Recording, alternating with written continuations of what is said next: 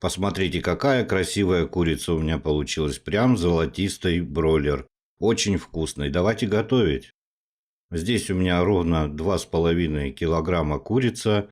И давайте ее сегодня очень вкусно приготовим с необычным и вкусным соусом.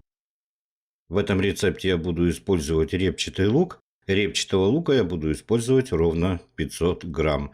Нарезаю его полукольцами. Стараемся толсто не нарезать. Репчатый лук и курица очень хорошо сочетаются. Теперь давайте приготовим вкусный соус. Здесь у меня ровно 200 грамм кетчупа. Так как у меня курица весит 2,5 килограмма, я добавил сюда 2,5 ложки чайной соли. 1 чайную ложку добавил домашней горчицы очень острой, которую я, кстати, недавно готовил. И добавляю я сюда горчицу зернами. Ровно 100 грамм.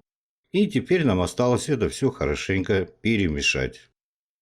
Теперь заливаем курицу нашим приготовленным соусом, немножко оставляем. И теперь наша задача хорошенько ее обмазать со всех сторон. Стараемся, чтобы даже внутрь у нас попал кетчуп, то есть этот соус. И хорошенько прям делаем массаж нашей курицы, чтобы ей было хорошо. И она у нас в итоге получилась очень вкусной. Теперь добавляем сюда лук, который мы заранее приготовили и нарезали полукольцами.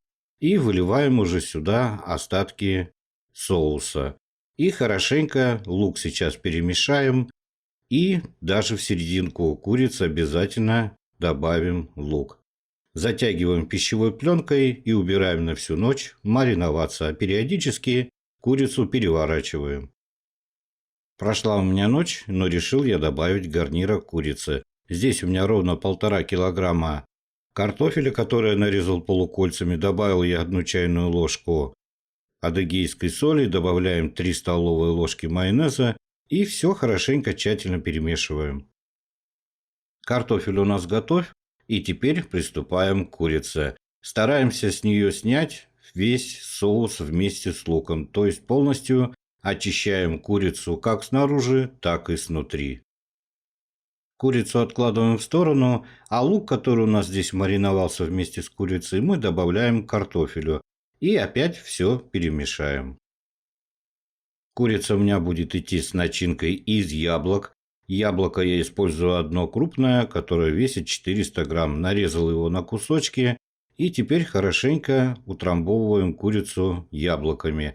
А сверху я кладу вот такую вот часть яблока, чтобы просто выглядело симпатично.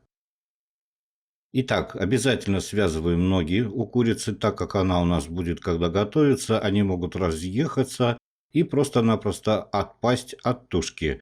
Поэтому обязательно их связываем и кончики ножек обязательно заворачиваем в фольгу, чтобы при готовке они у нас не обгорели. Точно так же я поступлю с кончиками крыльев, тоже заверну в фольгу.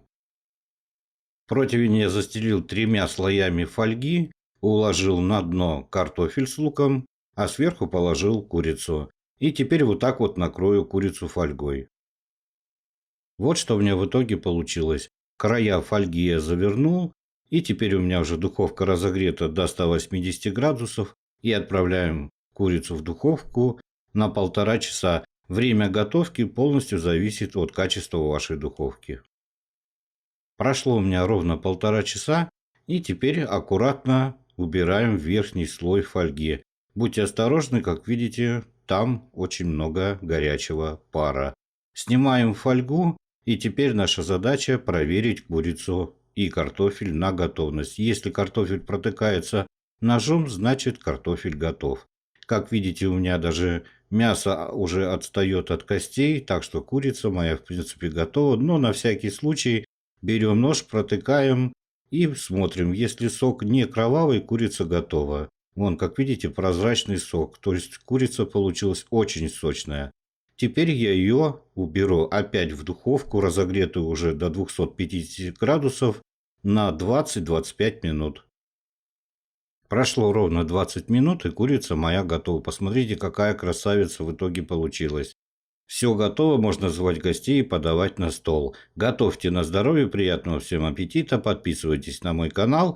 Делитесь в социальной сети этим видео. Пока, пока.